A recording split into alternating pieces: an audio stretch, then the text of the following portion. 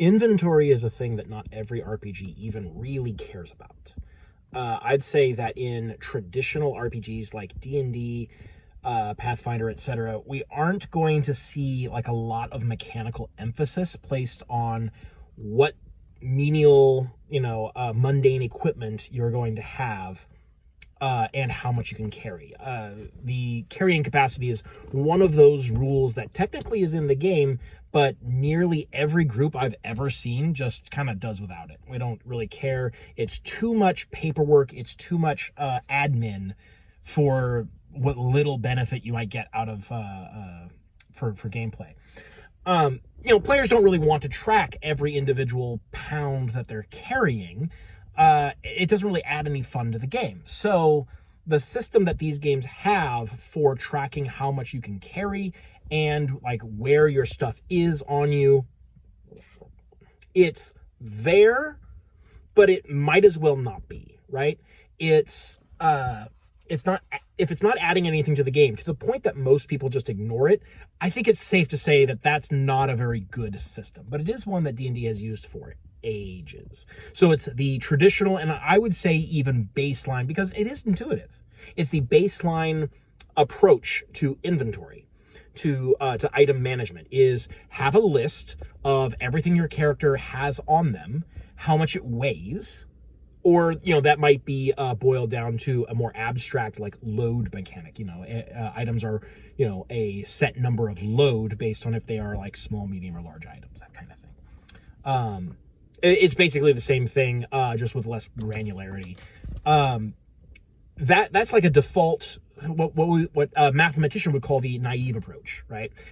Which is, if you don't do any innovating and you aren't really examining the ideal or optimal way to approach a situation or to approach a problem, that's probably like the first thing you might think of. And it's fine, I guess. Like it does technically do what it's supposed to do. But like I said, it doesn't really add anything to gameplay to the point that a lot of people ignore it. So let's call that not a good solution. What are better solutions? Well, as with so many parts of game design, it kind of depends on what your design goals are. I recently had a discussion with someone on my Discord server, link in the description, about Blades in the Dark and its inventory mechanic. And this is a mechanic that I am probably going to be using pretty much directly ripped off from Blades in the Dark for Code World as I develop it. But the design goals for Blades in the Dark are very specific. And the inventory system for that game really reflects the design goals, and it helps push forward the kind of game experience that the game is meant to create. Let me explain what I mean by that. In Blades in the Dark, you have a list of gear. There's generic gear, and then every playbook has some unique gear as well. Most gear takes up one load, it's called load. Some gear takes up 2, some gear takes up 0. At the start of a score, you decide how much load your character is carrying in a light, medium, or heavy sense. With each of those gives you a certain amount of load that you can have during the score, but you don't decide what items you have until the moment that you need them. And then you mark it off when you need it, and that's you like pulling it out. Now I have this. What this does is it creates this distinction between what the character knows and what the audience knows. The audience being the players and the GM. We're all the audience for the drama that is unfolding. It allows us to kind of have that moment of surprise. We're like, ooh, how are they going to get out of this? Well, actually, I had, a gun in my back pocket the whole time. And so I will use my gun. Guns solve a lot of problems. Do you know that? So it creates that kind of moment. It also cuts down on the planning, because if you have to choose all of your inventory before you go into each score, that's time taken at the table where we aren't playing a game where everyone's staring down at their character sheets going like, okay, I might need that. I might need that. Ooh, am I going to need that? Do you think we're going to need that? Somebody needs to bring, infiltration tools. Can you afford to? No, you can't. All right, I can make room for that. Like that kind of planning, that kind of admin is something that the that Blades in the Dark really wants to do without. So your plan going into a score is going to be very rudimentary, to be very basic, very general.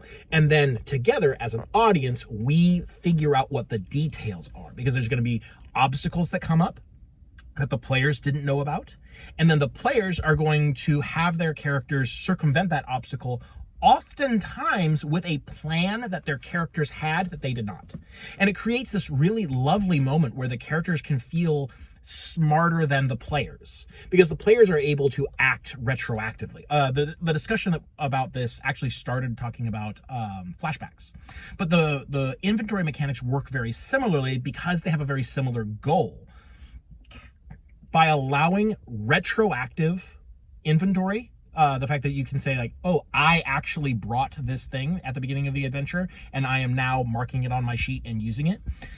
By having that be a core mechanic, it creates a very specific kind of experience and slims down the planning phase, which is part of the game's goals. The planning phase of a score should be very simple, very quick, so you can jump right into the action, the get to the good part kind of game philosophy that I love so much. For game design and storytelling, just get to the good part. There's no reason why you have to faff about with 30 minutes, 45 minutes of planning before you can see if your plans even matter, right? So that's one type of inventory system that serves a very specific purpose. And you can see how that system plays into the game's design goals in a very meaningful and profound way. And I'm a really big fan of the way that it plays in practice. It's one of the things that really caught me about Blades in the Dark early on. And it's one of the reasons why I'm basically ripping off that whole system and plugging it right into Code World, at least at first. A big part of that is because I want Code World characters to feel smart and prepared in the same way without having to have those planning sessions. Like basically the parts of the Blades in the Dark's design goals that the inventory system is meant to serve are the same in my game. So it is fine and I think natural to sort of rip that off and put it right into my game. I love that so much. Blades in the Dark, second favorite RPG of all time. Is very, very good. But other inventory mechanics might also serve other purposes. I think famously, Mausritter has a inventory mechanic that is very charming, very unique, and is kind of integrated into nearly every aspect of the game. Now, Mausritter as a game did not really grab me. It didn't charm me. I'm not all that impressed with it as a game. Like, the experience was like, whatever. But I can't deny that the inventory mechanic is very unique, very evocative, and very functional. It's basically like you have a grid and items are squares or sometimes rectangles that can go on that grid. And your character actually needs to manage like where the items are, because you have like, see if I remember correctly, you have like, one for your right arm, one for your left arm, or hands, right hand, left hand, and one for like on your body, and then one for like on your side or something like that, like basically an auxiliary item. I think you had something like that. And then you had like your backpack, which was like I don't remember exactly how big it was. It's been a little bit since I've played this game. And so like you can take an action during a scene to sort of shuffle your inventory around a bit. But who likes taking actions that aren't furthering your goals? Doing this kind of thing feels like a waste. And so you try to avoid that. So you try to have everything you need in your hands, which is often difficult or impossible to do, because you just need more stuff than you have. And then if you get injured or if you take conditions, those go into your inventory. They take up space, and so you're able to carry less stuff, which means that you are even tighter on what you can have on you and ready to go. So, that's really interesting. And I'm not saying it isn't a fun mechanic to fiddle around with. It's just that the game in general, like most of the gameplay, is not really my forte, not my forte, but my cup of tea, if you will. But it serves that game's design goals by basically being kind of the point of the game. It feels very much like Mausritter is a game designed to play with this fun inventory system that the designers came up with. And that sort of like the tension between having what you need on your person and having what you need in your hands is certainly an evocative type of problem puzzle. And there are certainly less involved inventory mechanics. I think Mouse Guard famously, not famously, I think a lot of people actually haven't played Mouse Guard, so not famously. Mouse Guard, its thing is like you can carry as much stuff as you can fit in the text box of your character sheet for inventory. So if you write small, you can carry more stuff. Which, I mean, it's very hand-wavy. It's kind of like, yeah, you can just carry an amount of stuff, which is fine because it's quite unobtrusive. You know, people don't ignore that part of the rules. So technically, I guess that makes it better than D&D's. If a rule gets used, it's better than rules that don't get used. Like that. So really, that kind of hand-wavy, non-committal approach to inventory, technically, I think is better than D&D's. Yeah, I'll stand by that.